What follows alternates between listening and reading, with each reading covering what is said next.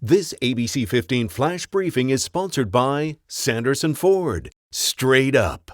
Hi, I'm Nick Saletti here with your afternoon update from ABC15 Arizona. The investigation is underway into what caused some homes under construction to go up in flames. Those flames incredibly intense Sunday near Tatum and Bell Road.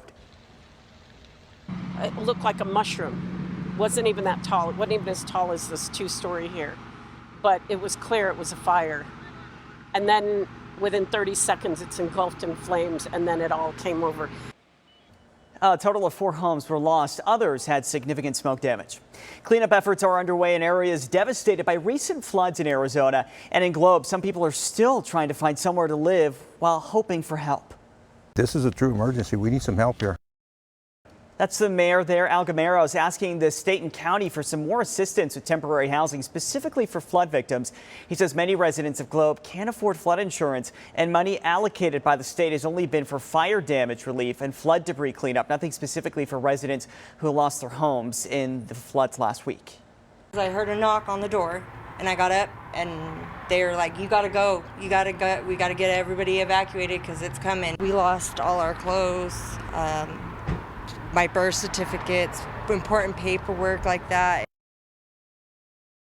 Signing House Bill 1001 into law, providing millions of dollars in wildfire relief, partly for the Telegraph fire. Gila County also securing money for flood mitigation and to help with cleanup. Turn around, don't drown. In the past few weeks, we have seen several water rescues here in the valley and in other parts of Arizona. Now, the Tucson Fire Department revealing they've had nearly 100 swiftwater calls since July 1st. That translates into 276 hours spent trying to keep everybody safe. Lawmakers are working to advance a proposal to improve health care and education, as well as lay out the next steps for the infrastructure bill. Our Joe St. George explains getting the legislation through the House, anything but a sure thing.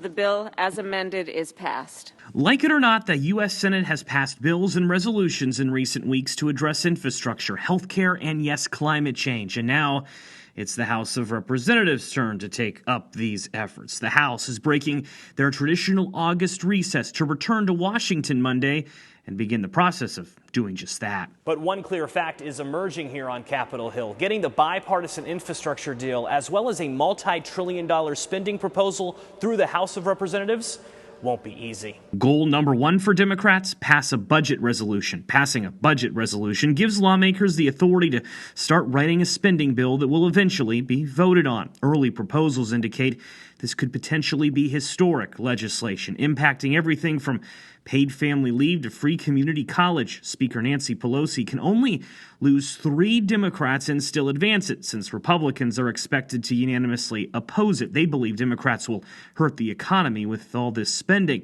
However, this group of 9 moderate Democrats, which includes representatives from states like Texas and California, have threatened to undo everything. Why? Well, they want the bipartisan infrastructure bill that's already passed the Senate to be voted on right away before any massive spending proposal vote takes place. That's the opposite of what Speaker Nancy Pelosi wants to do. She wants a vote on the budget first. That's because more progressive members of her caucus think the bipartisan infrastructure bill is too small and they want more spending guaranteed. All of this Democratic infighting is reminiscent of what former President Barack Obama encountered in 2009 and 2010 when he was trying to pass the Affordable Care Act. In the end, that president figured it out with Speaker Pelosi and got his bill passed into law. We will see if President Biden can as well. In Washington, I'm Joe St. George.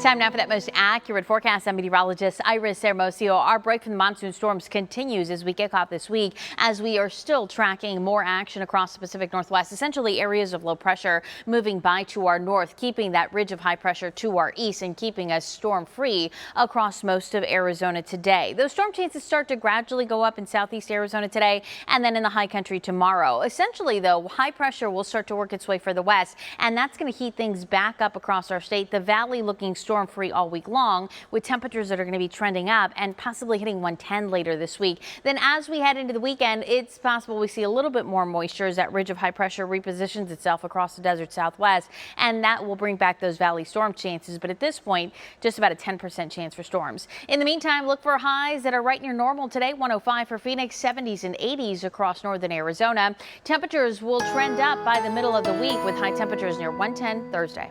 Another update tonight. Until then, get the latest news, weather, and traffic at ABC15.com or just download our free ABC15 mobile app. This ABC 15 Flash Briefing is sponsored by Sanderson Ford. Straight up.